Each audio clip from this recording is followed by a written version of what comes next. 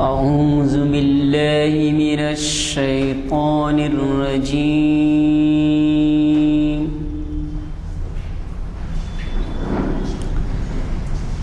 بسم الله الرحمن الرحيم.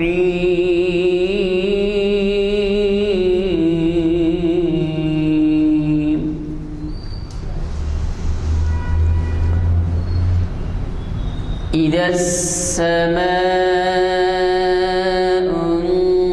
انفطرت وإذا الكواكب انتثرت وإذا البحار فجرت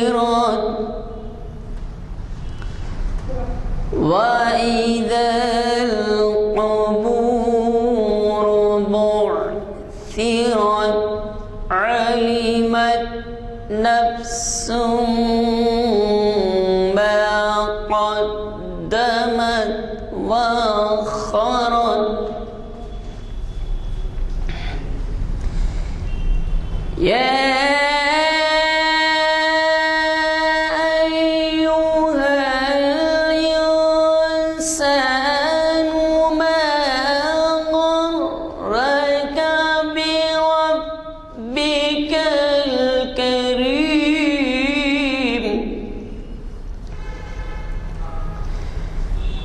الذي خلقك فسواك فعدلك في أي صورة ما شاء ركبك. كلا بل تكذبون بالدين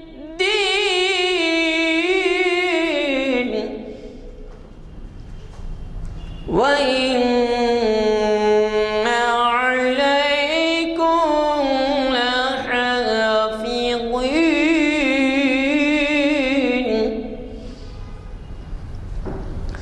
كراما كاتبين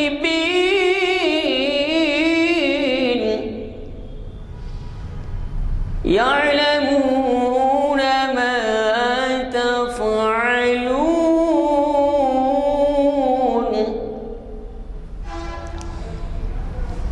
إن الأبرار لفي نعيم وإن الفجار لفي جحيم يصلونها يوم الدين وما هم عنها بغائبين.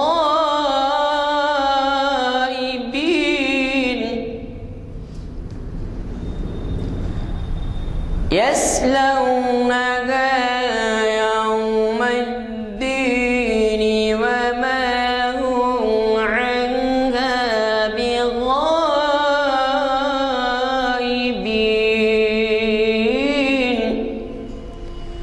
وما أدراك ما يوم الدين ثم ما أدراك ما يوم الدين.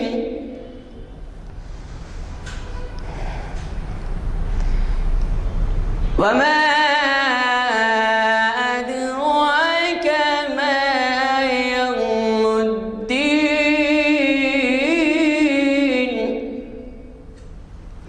يوم لا تملك نفس لنفس شيئا والأمر يومئذ لله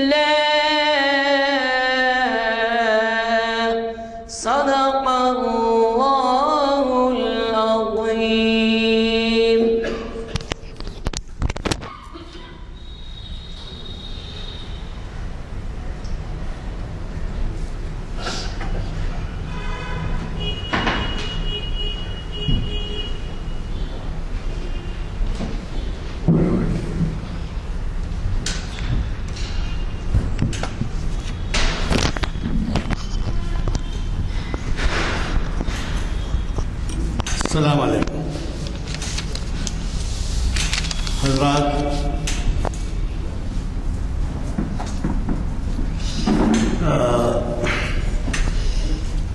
ابھی جماعت کے بعد اعلان کیا گیا جس کے مطابق آج ہمارے درمیان شہر کے ایک نامور انجینئر ڈاکٹر اقبال احمد ہمارے درمیان موجود ہیں۔ ان کے تفصیلی تعارف کی اس وجہ سے بھی ضرورت نہیں ہے کہ انہوں نے ہماری کئی محافل کو گرمایا ہے، اور یہ بھی اس کا ذکر ضروری سمجھتا ہوں کہ یہ نہ صرف تنظیموں سے جڑے ہوئے ہیں اور ان کو استفادے کا موقع دیتے ہیں اپنی اسٹڈیز سے، اپنے مطالعے سے، نہ صرف ان کو موقع دیتے ہیں بلکہ یہ کئی ایسے دینی اجتماعات کو مخاطب کرتے ہیں جہاں ان کے معنوں میں ان کے شائقین اور سننے کے لیے کئی لوگ جمع رہتے ہیں۔ آج انہوں نے ایک ایسا اہم عنوان دیا ہے کہ حالات حاضرہ کے پس منظر میں اس کی بڑی اہمیت ہے، اور وہ یہ ہے کہ ایمان اور کفر کی یہ ازلی کشمکش۔ ازلی کے معنی اٹرنل انگریزی میں کہتے ہیں، ہمیشہ کی کشمکش، اور وہ آپ کو خود اندازہ ہوگا کہ آج کے حالات میں وہ کتنا ضروری اور اہم عنوان ہے۔ حضرات، یہ بھی میں بتا دوں آپ کو کہ یہ محفل 790 محفل ہے جو کانفرنس ہال جامع مسجد میں جامع مسجد گنفاؤنڈری میں منعقد ہو رہی ہے، اور یہ بھی آپ کو معلوم ہے کہ سال میں 45 محافل ہوتے ہیں، رمضان اور بعض وقت عید برات چھوڑ کے، تو اس سے 450 محافل اگر ہوتے ہیں تو ہمارے 10 سال ہو جاتے ہیں، تو اب یہ 800 بھی محفل کے قریب ہیں قریب۔ جب 900 ہوں گے تو 1000، 900 ہوں گے تو 20 سال کی ہو جائیں گی۔ تو مجھے مزید آپ کا وقت لینا نہیں ہے، صرف اتنی گزارش کے ساتھ کہ یہاں جب اعلامیہ چھپ کے آتے ہیں تو آپ بھی ہمارے سفیر بن جائیے اور اس کو بھی تبلیغ سمجھیے۔ باغیہ میں مجھ سے ایک صاحب نے کہا کہ صاحب آپ 2-4 کیا دے رہے ہیں، میں تو 100 اس کے نکال کے کاپیاں تقسیم کروں گا۔ میں بولا فبیا، اس سے بڑی بہتر بات کیا ہو سکتی ہے؟ تو زیر تبلیغ کا کام ہے، آپ گھر بیٹھے کر سکتے ہیں، تو اس کو بھی کیجیے اور پھر نوجوانوں کو ساتھ لائیے، کوشش کیجیے کہ نوجوان آپ کے ساتھ آئیں۔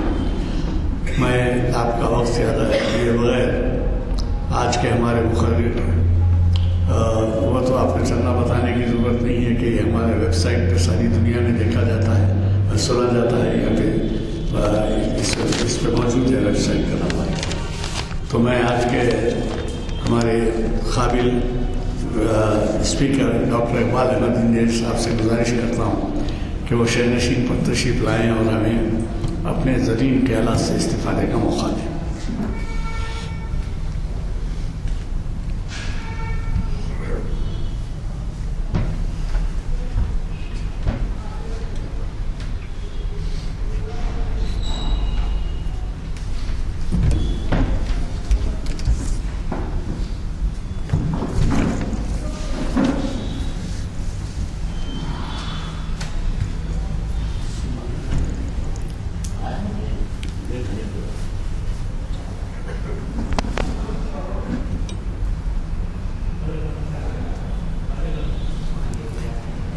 نحمدہ ونصلی علی رسول الکریم۔ رب اشرح لی صدری ویسر لی امری واحلل عقدۃ من لسانی یفقہوا قولی۔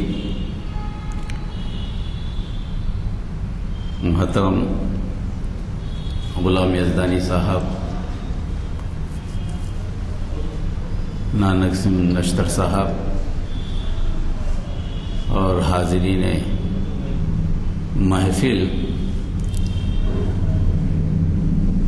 یہ عنوان دراصل تخلیق انسان کی بنیاد سے تعلق رکھتا ہے،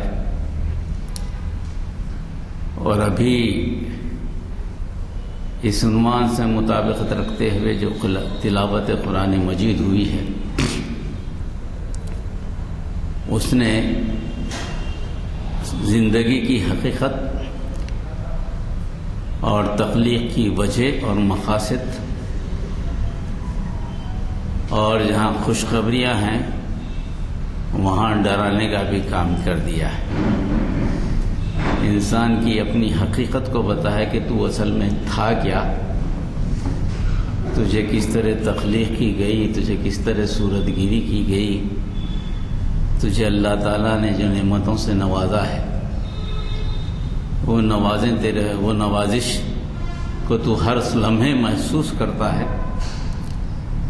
مگر کیا بات ہے جس مقصد سے نوازا گیا ہے اس مقصد کو تو نے بھلا دیا، اس طریقے زندگی کو بھلا دیا جو طریقے زندگی تیرے رب کو پسند ہے، اور تو اپنی نفس کی پیروی میں چلا جا رہا ہے اور ویسا بے خبر ہے کہ جیسے تجھے موت کبھی آ دبوچے گی یا نہیں۔ مگر موت کا آنا دراصل موت کی حفاظت دراصل زندگی کرتی ہے۔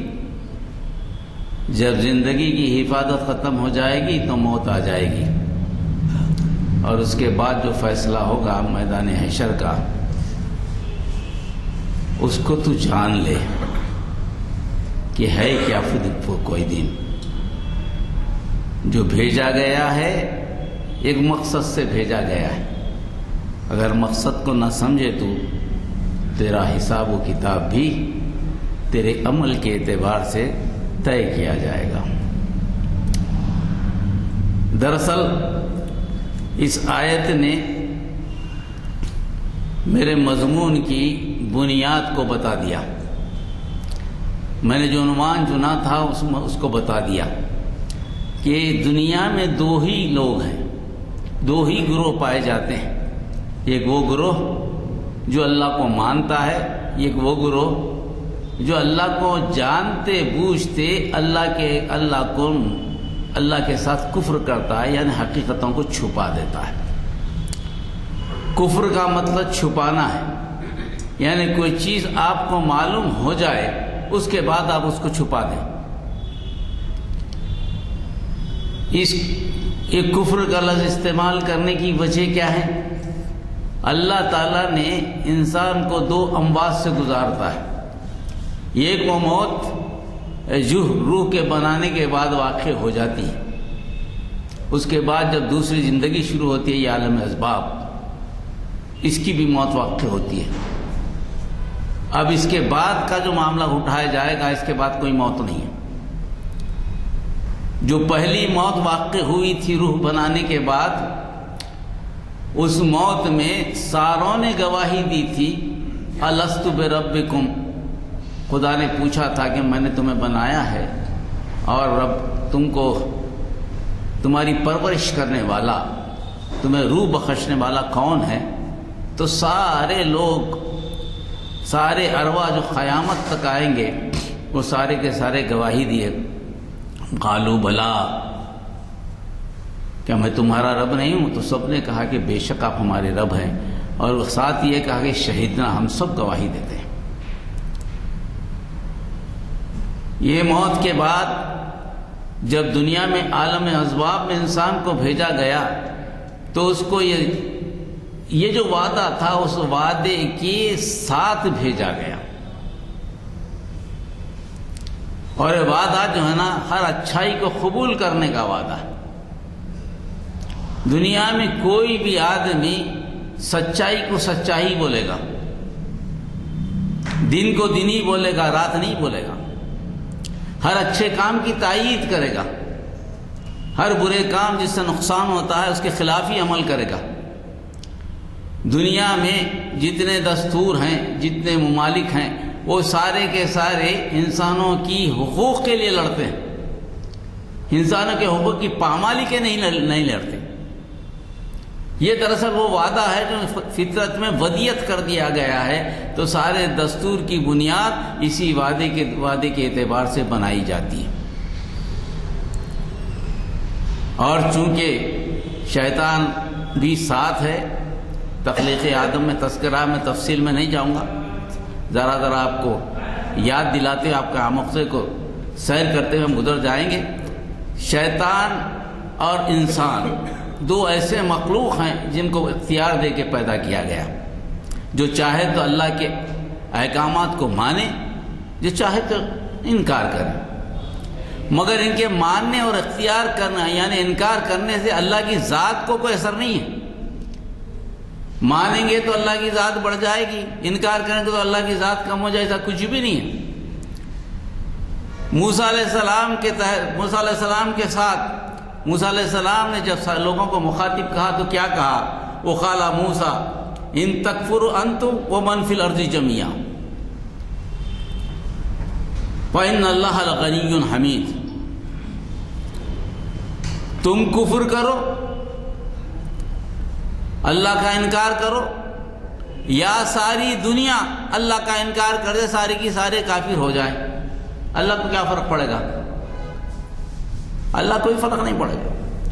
نہ تو تم اللہ کی دنیا سے باہر جا سکتے ہو، نہ اللہ کے حکم کے بغیر چل پھر سکتے ہو۔ روح کی دینا اللہ کے اختیار میں ہے، ایک مہلت زندگی اللہ نے تمہارے لیے مختص کر دی ہے آزمائش کے لیے۔ اس مہلت زندگی میں تم کو اختیار ہے، جو چاہے عمل کرو، مگر جیسی مہلت ختم ہوگی اس کے بعد اعمال کا حساب و کتاب شروع ہو جائے گا، تم کفر کرو یا مان لو۔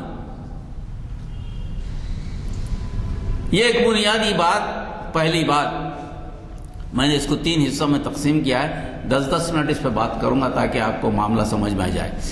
تو پہلے تو یہ بات کہ تخلیق انسان کیسی ہے، کتنے گروہ دنیا میں، کئی قومیں ہوں گی، آپ نے بانٹ لی ہیں، آپ نے بنا لی ہیں۔ زمین اللہ کی ہے، کسی قوم نے نہیں بنائی زمین۔ آسمان اللہ کا ہے، زمین میں سے جو چیز نکلتی ہے وہ آپ نے نہیں بنائی، اللہ نے بنائی۔ جو ضروریات کی تکمیل کے لیے سامان ہے، جو پیدا کرتا ہے، کون پیدا کرتا ہے؟ اللہ پیدا کرتا ہے۔ یہ ایک بیج بوتے ہیں آپ، ساری غذا نکل کر سامنے آ جاتی ہے آپ کی، وہ کون دیتا ہے؟ سب اللہ ہی دیتا ہے۔ تو ہلکی سانس جو لیتے ہو وہ سانس بھی اللہ کی دی ہوئی ہے۔ زندگی گزارنے کے لیے جو جو ضروری چیزیں ہیں وہ مفت اللہ کی طرف سے تمہیں دی گئی ہیں، اس پر کوئی ٹیکس ہے نہ کوئی چارجز ہے۔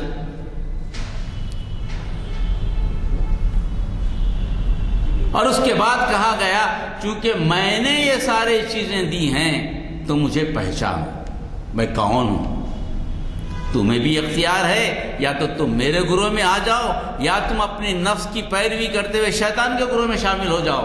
شیطان تم کو ہاتھ پکڑ کر گناہ نہیں کرائے گا، شیطان کو اختیار ہی نہیں دیا گیا ہاتھ پکڑ کر گناہ کرائے۔ شیطان صرف دعوت دے سکتا ہے گناہ کی، گناہ کروا نہیں سکتا۔ یہ تمہاری اپنی مرضی پہ منحصر ہے کہ آیا تم اس دعوت کو قبول کرتے ہو یا انکار کرتے ہو۔ اس کی بات قرآن مجید میں صاف صاف بتا دی گئی۔ جب میدان حشر میں سارے لوگوں کو جمع کیا جائے گا، سارے لوگ جمع ہوں گے،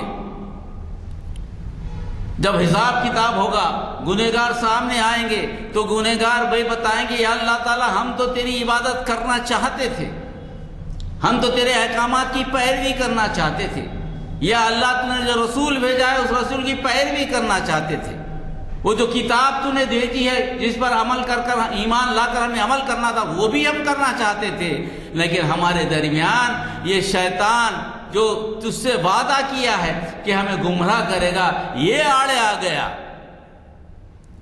ہم تو وہ قسم کھا کر آئے تھے نا تیرے پاس، الستو بربکم قالوا بلی شہدنا، ہم تو اس پر چلنا چاہتے تھے، مگر یہ شیطان ہم کو بھٹکا دیا تو ہم بھٹک گئے۔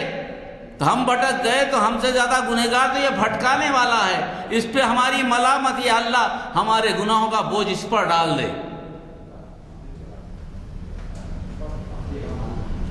شیطان اس وقت کھڑے جواب دے گا کہ مجھ پر ملامت مت کرو،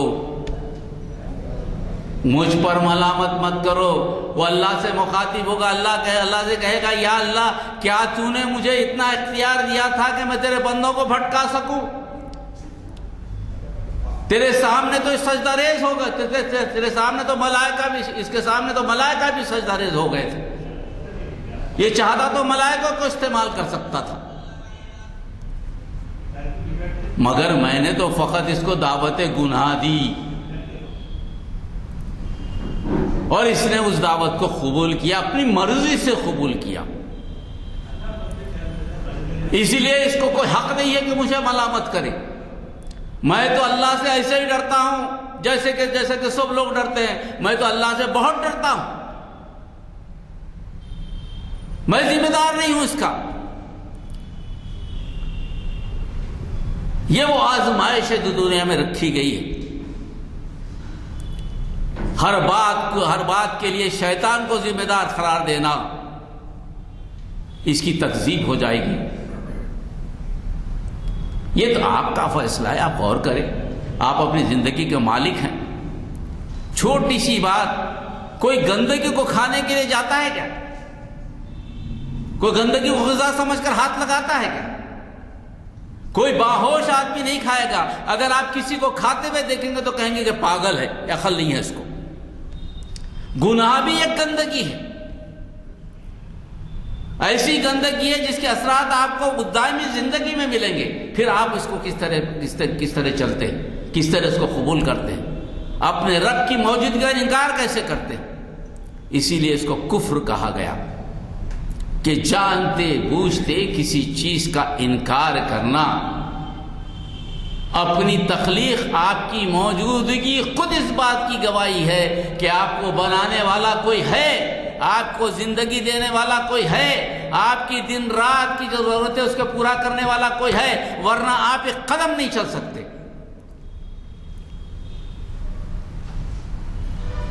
یہ بنیاد پر آپ کی شخصیت کو متعین کر دیا گیا. دو گروہ بنا دیے گئے. ایک وہ گروہ جو اللہ کو مان کر اپنے آپ کو مرضی کے تابع کر دیتا ہے. کیا کرتے ہیں ایمان والے؟ کوئی بڑا کام نہیں کرتے.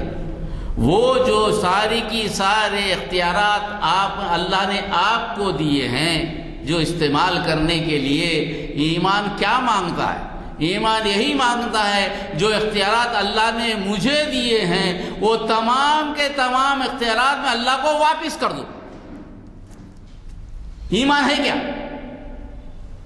چلو تو اللہ کے حکم سے چلوں، بات کروں تو اللہ کے حکم سے کروں، فیصلہ کروں تو اللہ کے حکم سے کروں، کسی سے معاملہ کرے تو اللہ کے حکم سے کروں، عبادت کرے تو اللہ کی عبادت کروں، پیروی کروں تو اللہ کے لائے ہوئے دین کی پیروی کروں جو رسول اکرم صلی اللہ علیہ وسلم کی طرف سے آیا یا رسولوں کی طرف سے آیا. آخری نبی ہیں، یہ پیغام آخری ہے تو نبی کریم صلی اللہ علیہ وسلم کی اتباع کروں. تو یہ دو گروہ، اور وہ گروہ یہ جانتے بوجھتے سب سمجھتے ہوئے، دنیا کے سارے حالات کو سمجھتے ہوئے کوئی بھی نقصان دہ چیز اپنے لیے استعمال نہیں کرتا، کوئی نقصان دہ راستے پہ جاتا نہیں، لیکن خواہشات نفس میں اس راستے کو اپنا لیتا ہے جو راستہ جہنم کو جانے والا، اس کو خبر ہی نہیں ہوتی. اور پھر الزام کس پر لگاتا ہے؟ شیطان پہ لگاتا ہے، گمراہ کرنے والوں پہ لگاتا ہے. ہر انسان اپنی ذات میں خود ذمہ دار ہے. وَلَا تَزِرُ وَازِرَةٌ وِزْرَ أُخْرَىٰ، کوئی کسی کا بوجھ نہیں اٹھائے گا. یہ بنیادی بات. اب اس بنیادی بات میں ایمان والے، کفر والے، یہ بھی حقیقت ہے کہ ایمان والوں کی تعداد ہمیشہ کم ہی رہی. اللہ کے دشمنوں کی تعداد زیادہ رہی.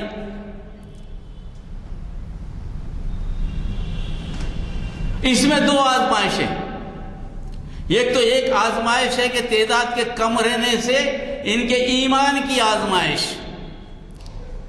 کہیں یہ اللہ سے ڈرتے ہیں یا زیادہ تعداد سے ڈرتے ہیں، وسائل و ذرائع سے ڈرتے ہیں. کیا ان کو خوف ہے کہ جتنے وسائل و ذرائع اکٹھا ہیں، جن کے پاس اقتدار ہے، جن کے پاس ہر چیز میسر ہے، کیا وہ ان کو نقصان پہنچا سکتے ہیں؟ اگر یہ خوف ان کے پاس ہے تو یہ دراصل خوف ایمان کا جز نہیں ہو سکتا. قرآن کیا آتا؟ فَلَا تَخْشَوْهُمْ وَاخْشَوْنِي. ایمان کی کسوٹی ہے. ایمان والوں کی کسوٹی کیا ہے؟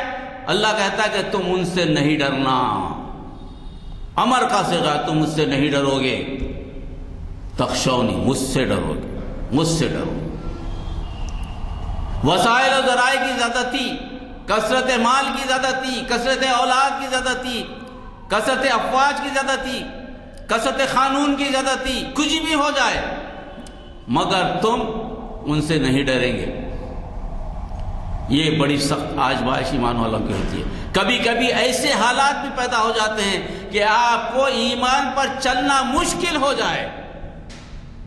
کوئی نئی بات نہیں ہے، کوئی نئی بات نہیں ہے۔ قرآن اٹھا کر دیکھیے، ہر رسول کے ساتھ ہوا ہے، کوئی نئی چیز نہیں ہوئی۔ ہر رسول کے ساتھ کہا گیا، جو انہی میں سے اٹھایا گیا تھا، کیا کہا گیا کہ تجھے کیا ہو گیا، تو ہمارے درمیان کا آدمی تھا، تجھے ہم بڑا عقل مند سمجھتے تھے، تجھ سے بڑی توقعات رکھے تھے کہ تو ہمارے ملت پہ چلے گا، ہمارے خاندان کو آگے بڑھائے گا، ہماری قوم کو آگے بڑھائے گا، مگر تو نے یہ کیا چیز نکال دی کہ ہمارے ارباب جن کو ہم سمجھتے ہیں کہ ہماری پرورش کر رہے ہیں، جس پر ہمارا اعتقاد ہے، اس کے خلاف تو کھڑا ہے۔ تو کہاں سے ایک خدا کو لایا جو نظر ہی نہیں آتا؟ تو ہمارے درمیان کا ایک بشر ہے، تیرے پاس کون سی خدا کی وحی آتی ہے؟ تجھے اللہ نے کیوں منتخب کیا؟ تجھ میں کیا سرخاب کے پر لگے ہیں؟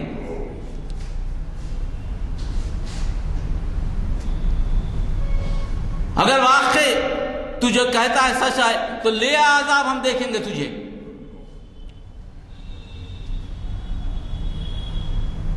یہ کیفیت نہیں۔ رسولوں کا جواب کیا تھا؟ میں تمہارے اور اللہ کے درمیان ایک واسطہ ہوں، میں تو وہی چیز تم تک پہنچاتا ہوں جو اللہ نے مجھ سے کہی۔ یہ میری ذاتی کوئی رائے نہیں ہے، مجھے اختیاری نہیں ہے کہ اللہ نے جو حکم دیا اس میں کوئی تبدیلی کروں، میں تو وہی کہوں گا جو مجھ سے کہا گیا۔ اس کے بعد تو تم مجھے اذیت دیتے ہو، وہ اذیت پہ میں صبر کروں گا۔ مطلب یہ کہ صبر کا یہ مطلب نہیں کہ میں بھاگ جاؤں گا یہاں سے، نہیں۔ صبر کا مطلب یہ نہیں، جو کام مجھے دیا گیا ہے، جو کام کے لیے مجھے مقرر کیا گیا ہے، جو مدت میں لے کے متعین کی گئی ہے، اس مدت میں یہی کام کرتا رہوں گا، چاہے تم میری کتنی ہی مخالفت کر لو۔ صبر کا مطلب ہم نے الگ نکال لیا۔ صبر کا مطلب کہ ایمان پر مضبوطی سے قائم رہ کر چاہے کتنی ہی بڑی سے بڑی مصیبت آ جائے اس سے ٹس سے مس نہ ہو۔ جب حالت یہ پہنچی، سارے لوگ ایک جگہ جمع ہوئے اور نبی کے ساتھ قلیل تعداد، تو لوگوں نے ان کا مذاق اڑایا، جس کو قرآن نے یہ کہا زُيِّنَ لِلَّذِينَ آمَنُوا الْحَيَاةَ الدُّنْيَا وَيَسْخَرُونَ مِنَ الَّذِينَ آمَنُوا وَالَّذِينَ اتَّقَوْا فَوْقَهُمْ يَوْمَ الْقِيَامَةِ وَاللَّهُ يَرْزُقُ مَن يَشَاءُ بِغَيْرِ حساب۔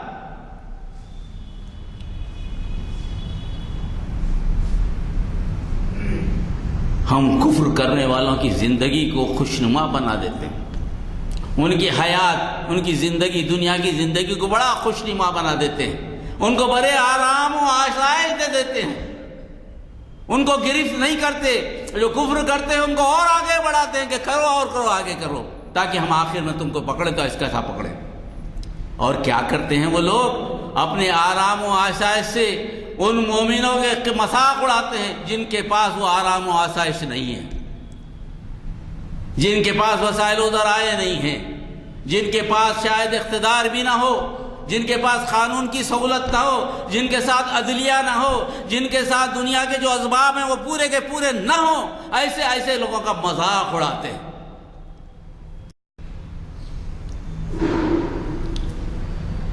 اللہ تعالیٰ نے کہا یہاں صبر سے اگر تم اپنے مقصد پر کامیاب قائم رہو تو وہاں والذین آمنوا کے نہیں کہا والذین اتقوا فوقہم یوم القیامہ۔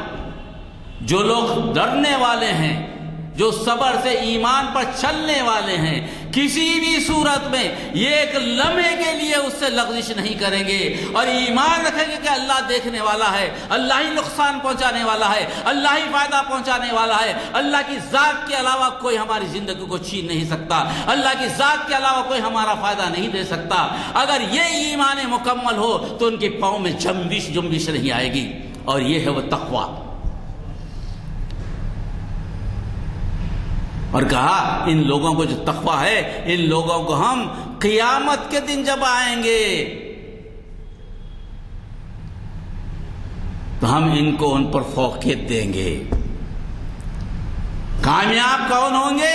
وہی لوگ جو صبر سے اللہ کے لائے ہوئے دین پر چلیں، قائم رہیں، ہر معاملے میں اس پر بھروسہ کریں، توکل کریں، حکمت سے کام لیں، ہر جگہ جو ہے نا اپنے دماغ کو استعمال کرتے ہوئے جہاں اللہ کے دین کو پہنچانے کی ضرورت ہے وہاں پہنچانے کی کوشش کریں، اور اپنے آپ کو ہر طریقے سے جان، مال، اولاد، ہر قسم کی قربانی کے لیے تیار ہوں، تو تبھی جا کے تو ایمان کی کسوٹی بنے گی، نہیں تو کیسے بنے گی؟ یہ کشمکش ہے، یہ کشمکش آدم علیہ السلام سے چلی آ رہی ہے اور قیامت تک رہے گی۔ آج کی یہ کشمکش کو نہیں ہے ایمان کے لیے کہ ہم پریشان ہو جائیں، کوئی نہیں ہے۔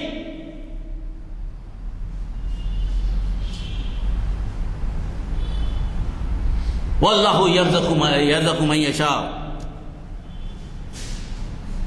اور کیا ہے؟ رزق کا دینا، یعنی معاملات کو آسان کرنا۔ رزق کا مطلب خالی کھانا نہیں ہے، آپ کے لیے وسائل و ذرائع کو پیدا کرنا، یہ کام تو اللہ کا ہے نا۔ یہ لوگ جو وسائل و ذرائع پہ بھروسہ کر کے تمہارا مذاق اٹھا رہے ہیں، مسخرہ پنا کر رہے ہیں، تم کو سمجھیں گے تم کمزور ہو، تم اللہ تمہارے ساتھ ہے، تم کبھی کمزور نہیں ہو سکتے۔ مسلمان کبھی اقلیت میں نہیں ہو سکتا، مسلمان اس سرزمین پر اکیلا بھی ہو تو وہ اکثریت میں ہے، اور وہ توحید کا ماننے والا ہے۔ یہ وہ ایمان ہے جو انبیاء کا تھا، وہی ایمان ہم کو ٹرانسفر کیا گیا ہے، ہمیں امت دعویٰ بنایا گیا ہے۔ نبیوں کی جو طاقت تھی، نبیوں کی دعوت کی تو تحریک تھی، وہ ہم کو منتقل ہوئی ہے، کوئی نبی آنے والا نہیں، یہ کام ہمیں کرنا ہے۔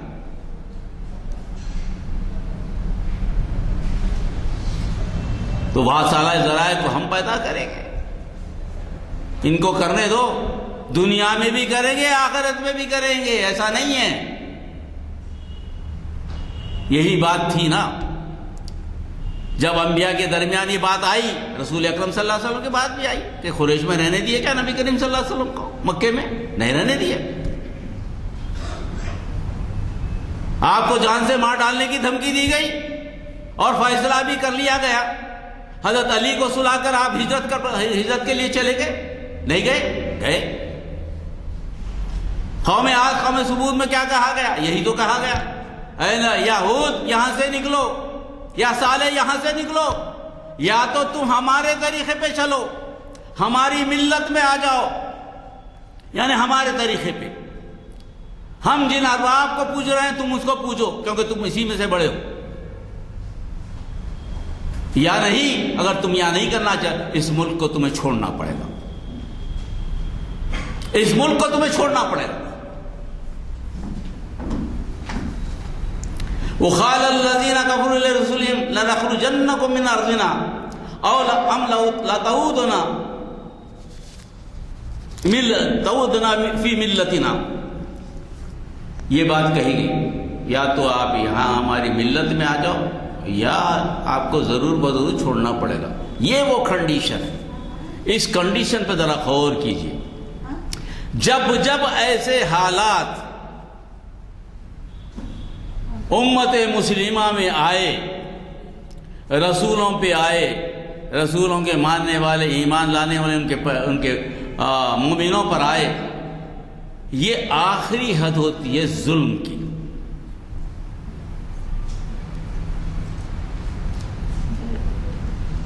کیونکہ جس ملک میں ہدایت کے دروازے مکمل بند کر دیے جائیں، کوئی طریقہ ہی باقی نہ رہے کہ اللہ کا پیغام کیسے پہنچے،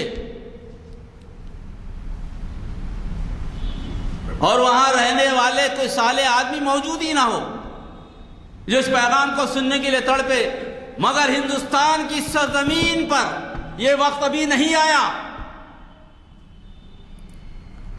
پوری کی پوری آبادی مسلمانوں کے خلاف نہیں ہے۔ مسلمانوں کی اس لڑائی میں وہ ہمارے بھائی بھی شامل ہیں جو حق کو جانتے ہیں۔ اگر ساری کی ساری آبادی اس طرف ہوتی، مسلمان ایک طرف ہوتے، یقین جانو جب بھی مسلمانوں کو بچانے کے لیے اللہ کی مدد آتی اور اس ساری آبادی کو اللہ تعالیٰ کے احکام کے مناظر ہلاک کر دیا جاتا۔ یہ میں نہیں، قرآن کہتا ہے۔ ابھی ہم اس مرحلے سے نہیں گزر رہے۔ کیا کہا گیا؟ وَأَوْحَىٰ إِلَيْهِمْ رَبُّهُمْ لَنُهْلِكَنَّ الظَّالِمِينَ۔ وحی کی گئی پیغمبر کو، بتا دیا گیا پیغمبر کو، اس وقت میں اے پیغمبر آپ کو بچا لیں گے اور یہ ظالموں کو ہلاک کر دیں گے۔ اسی لیے ہمیشہ دیکھیے عذاب الہی سے جب بستیاں تباہ کر دی گئیں، اس وقت اس کے پیغمبر کو کہا گیا تم اپنے چند ساتھیوں کو لے کر اس بستی چھوڑ دو۔ جب تک پیغمبر موجود ہیں اس وقت تک عذاب الہی اس بستی پہ آیا ہی نہیں۔ جب تک مسلمان اس ہندوستان میں موجود ہیں عذاب الہی سے اس ملک کو بچا رہے ہیں۔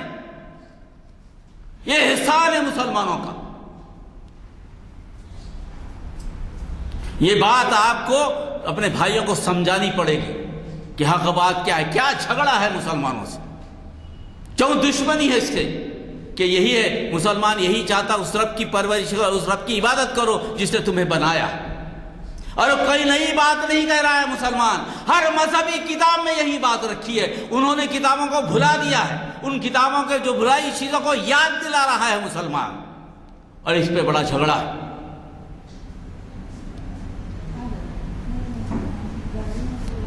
اس میں بڑا جھگڑا ہے، مگر یہ کشمکش چلتی رہے گی، یہ کشمکش چلتی رہے گی۔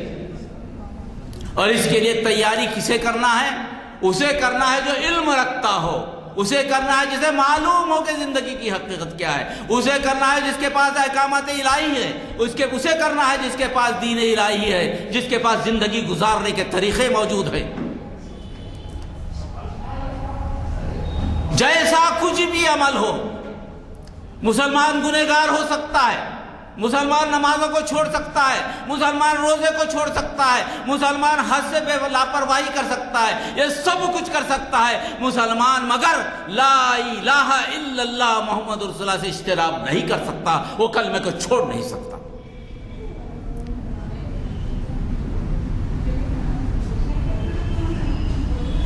جیسے کچھ بھی ہیں، جیسے کسی بھی تعداد میں ہیں، یہ اس ملک کو بچا رہے ہیں اپنے کلمے کی بنیاد پر۔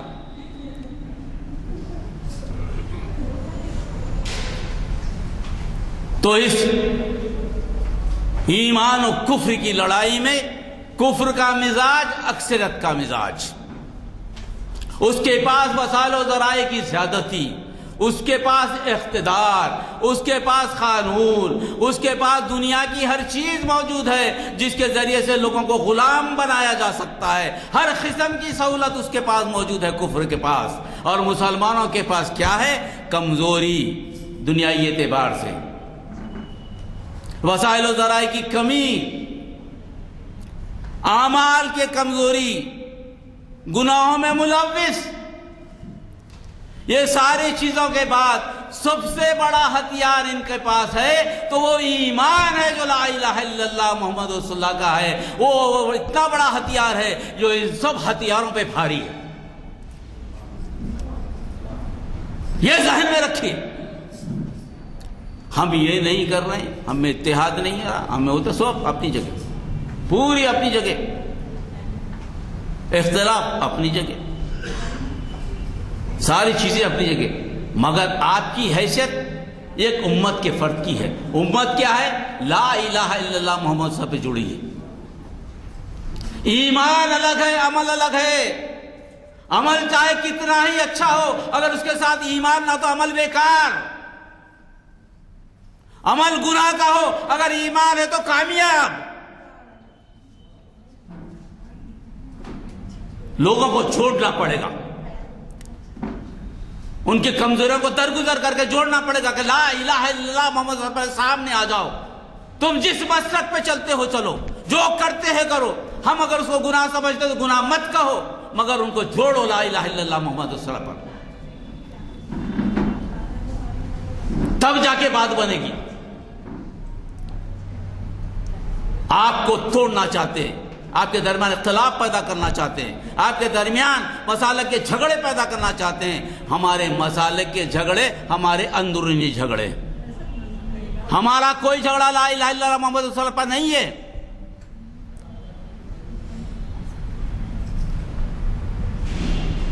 اور اس پہ اللہ کی خوشخبری آئی. اگر واقعی ہم نے ان حالات میں جیسے کچھ بھی ہیں ماننے والے نبی کے ہیں، ایمان رکھنے والے اللہ پر ہیں، نفع و نقصان صرف اللہ سے ہوتا ہے، ہمیں کوئی نفع نہیں پہنچا سکتا. موت ایک دن آنی ہے، حیات بھی اس کی دینی. اگر ہم اس کو مان لیں تو آخری بات یہ کہی گئی وَلَا تَحْسَبَنَّ اللَّهُ غَافِلًا عَمَّا يَعْمَلُونَ الظَّالِمُونَ انما یؤخرھم لیوم تشخص فیہ الابصار. خوشخبری دی گئی. اب یہ ظالم لوگ جو کچھ کر رہے ہیں اللہ کو تم اس سے غافل نہ سمجھو.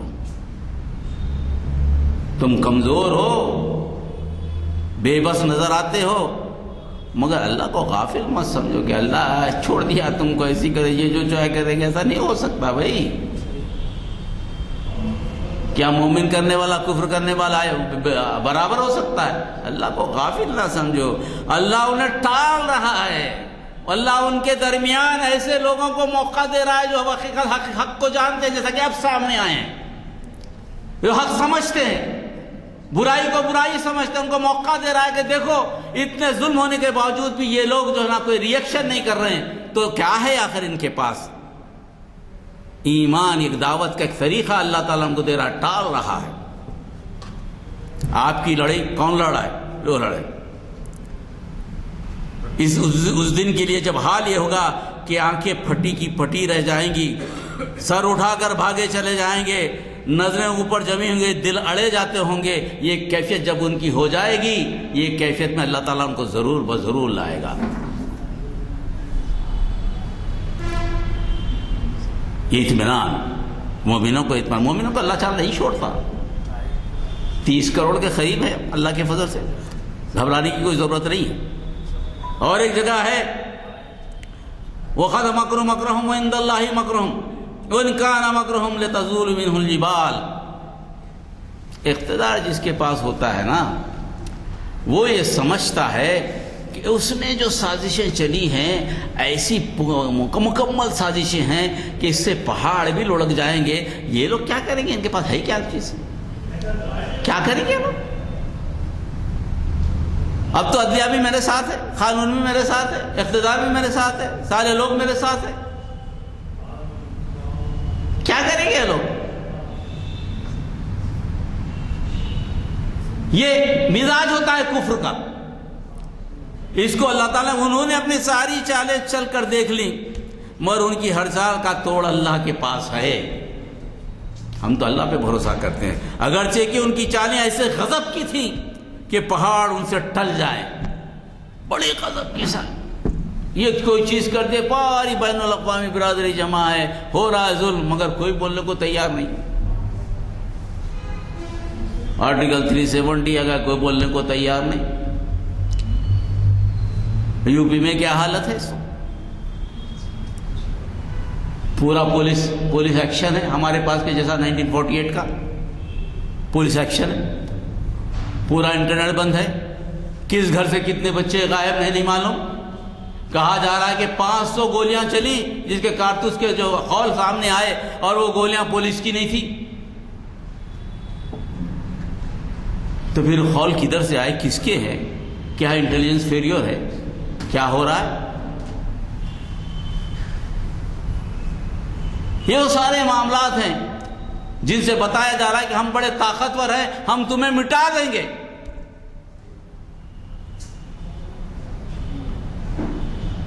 تو نہ مٹ جائے گا ایران کے مٹ جانے سے، تو نہ مٹ جائے گا ایران کے مٹ جانے سے، نشے مے کو تعلق نہیں پیمانے سے۔ ایمان مضبوط ہو، اللہ کی نصرت آنی ہی آنی ہے، اور یہ لمبی لڑائی ہے جو شروع ہوئی ہے۔ اس کے بعد فیصلہ ہو جائے گا کہ ہندوستان کس طرف جائے گا۔ اب تک سیکولرزم کی طرف تھی، اب لڑائی نظریات کی ہے، اللہ کو ماننے اور اللہ کے انکار کرنے کی لڑائی ہو گئی ہے۔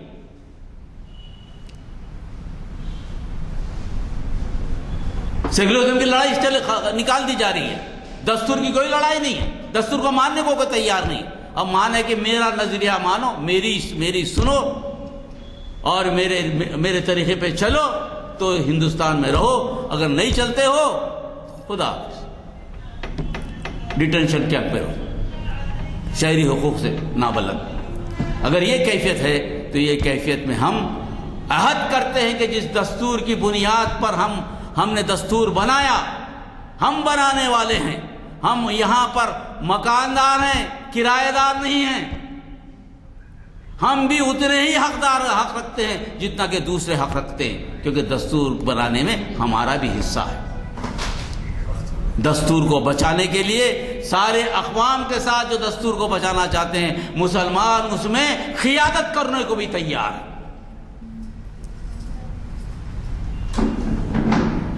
تو یہ